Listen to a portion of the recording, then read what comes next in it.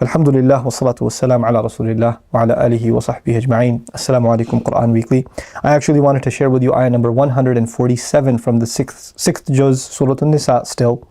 But I read two ayat before that too, in which Allah says the hypocrites will be in the lowest pit of the hellfire.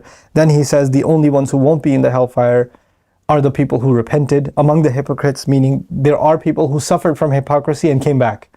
So hypocrisy is not a terminal state. You can't come back from it. You can suffer from this disease and come back to believing also, because the door to tawbah is still open. Beautiful thing to know.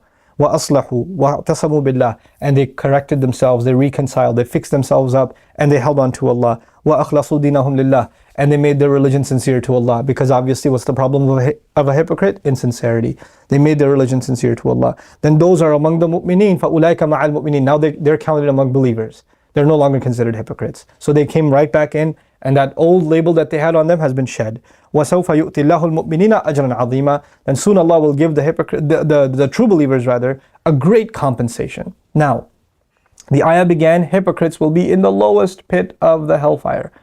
When you worry about hypocrisy, this is Surah An-Nisa, 60 or so ayat are dedicated just to hypocrisy. It's a pretty serious subject, and it's pretty depressing, because you start wondering, am I a hypocrite? Allah Azza wa Jalla at the end of it says, and this is the reason I chose this particular passage, Allah tells people who are so buried in sin and they're so deeply engrossed in sin, they think there's no way Allah will forgive me, and then shaitan comes to them and says, yeah, Allah is going to punish you, you're going to go to hell. And then they hear one of those khutbahs where everybody's going to hell. And then after the end of it all, then you start saying, why did Allah make a hell anyway? What does Allah get out of punishing me? Why does He want to throw me into hellfire? Why are these intense punishments there? And Allah says, مَا يَفْعَلُ اللَّهُ بِعَذَابِكُمْ. This is the ayah I wanted to share with you. What is Allah going to get out of punishing you? Why do you think He wants to punish you? What is Allah going to do punishing you? You think that's what He wants? إِن شَكَرْتُمْ وَآمَنْتُمْ. If you could just be grateful a little bit, if you could just have a little faith. وَكَانَ اللَّهُ شَاكِرًا عَلِيمًا. And Allah Himself is appreciative. Shakir is supposed to be used for the slave, Allah uses it for Himself. Allah will be appreciative. I'm not going to translate it as grateful, because that's not what it means here. He'll appreciate the fact that you could think of the good things Allah has done for you. Like a great scholar whose child, like Hassan al-Basri's child, was injured, and because he loved his daughter, he ran after her, picked her up. What happens? Your hand okay? It was bleeding. And she says, Alhamdulillah, thank Allah, the one who only allowed me to be hurt here and kept the rest of my body safe.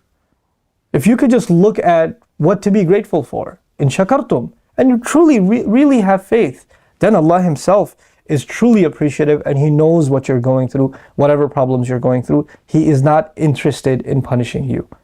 Even in another place in Quran, Allah says, إِلَّا مَنْ رَحِمَ رَبُّكَ وَلِذَلِكَ خَلَقَهُم. Except for the people who Allah shows mercy to, and that is why He created them. He created them so He could show them love and mercy.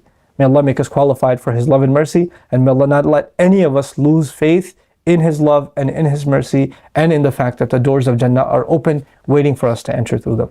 Barakallahu li wa lakum. Wassalamu alaikum.